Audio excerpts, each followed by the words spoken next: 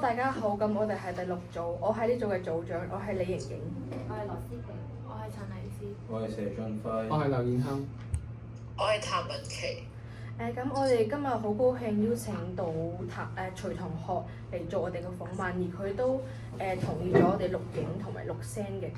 咁我想問下徐同學，你嘅年齡係幾多啊？我今年21歲。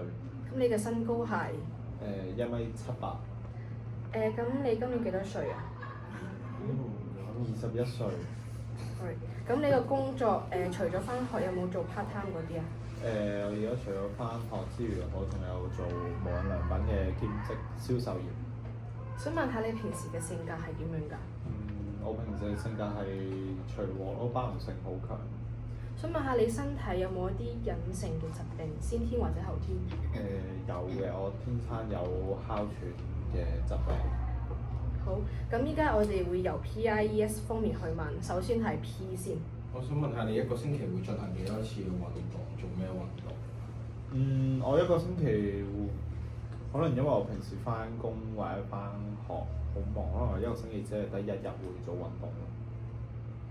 哦，咁平時係做咩運動多啊？主要都係跑下運動同踩單車比較多。好，咁你平時做完運動之後，會唔會有邊度覺得話唔舒服㗎？其實都會有，因為我本身有哮喘啦，咁但係可能因為跑步同單車呢啲有氧運動其實都有少少劇烈，可能做完之後會唔夠氣啊，呼吸唔流暢咁樣咯。咁你平時有冇啲咩不良習慣？有嘅，平時我就中意熬夜啦，夜晚唔瞓覺啦，日夜顛倒啦，之後可能睇手機啊，又打機啊，之後我自己就比較中意飲酒嘅，咁可能所以有時放咗工翻到屋企，咁可能我就會飲酒，攞一罐啤酒嚟飲，同埋我自己都有吸煙嘅習慣。跟住到 I 方面，咁我想問下你平時頭暈身㷫嘅時候，會唔會主動去睇醫生呢？都比較少啦，除非真係病得好嚴重啦。但係如果可能普通感冒啊、流鼻水、發燒，可能我就會食藥，然後等佢自己好咯。好，咁請問你識唔識食麥金字塔？記得嘅，小學有學過咯，記得好似係穀物類、蔬菜類、肉類、奶類等等。跟住到譚同學，你想問你有冇定期做 body check 㗎？小學有做過嘅，我記得有啲疾病可能就係哮喘同埋本身有低血糖咯。同埋想問下你睡眠質素如何啊？我會覺得我自己長期都個休息唔夠，同埋作息都唔係幾好啦，因為又熬夜啦，之後翻工啦、翻學啦，可能一日瞓得個可能4-5個鐘咁就醒咁，所以其實精神都唔足夠。跟住到 E 方面。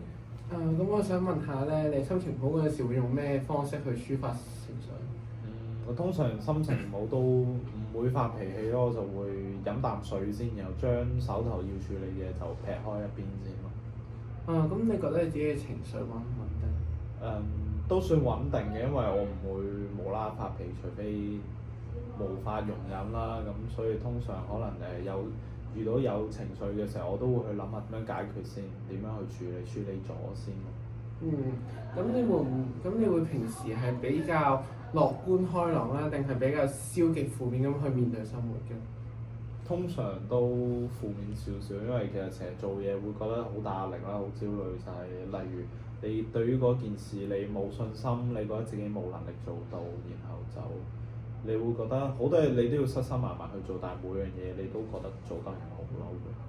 跟住到 S 方面。你平時假期會唔會同朋友出去玩或者行街㗎？間唔中啦，但係因為我成日平時都好懶啊，都係留喺屋企嘅，唔係好多社交生活，所以我而家都間唔中會出下街約下 friend。你通常進行社交活動會進行啲咩活動呢？如果社交活動嚟講，可能一齊食個飯或者唱 K 咯。你同朋友食飯嗰陣時，會唔會毫無節制咁食嘢或者飲酒啊？其實有時都會嘅，咁啤酒我自然中意飲啦，但係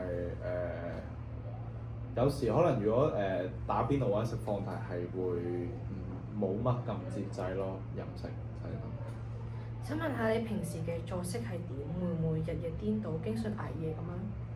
其實都會，因為成日都覺得好多嘢做啦，然後做完之後，你會覺得，我一日到黑咁忙咗8-9個鐘，但係都冇留翻時間俾自己，所以可能有時夜晚就唔會瞓覺咯，睇下手機。想問下你會唔會成日食嗰啲垃圾食品，例如薯片嗰啲？其實都會㗎，有時冇嘢做，可能坐喺屋企咁冇嘢做嘅時候，就可能會攞薯片食啊，飲下啤酒啊咁樣。想問下你係咪經常當飲品嚟當作水嚟飲？都係嘅，成日都中意飲啤酒，同埋有時如果覺得口渴就會飲嗰啲檸檬茶、菊花茶，好甜嗰啲嘢。好咁我哋今日好多謝徐同學嘅訪問，多謝徐同學。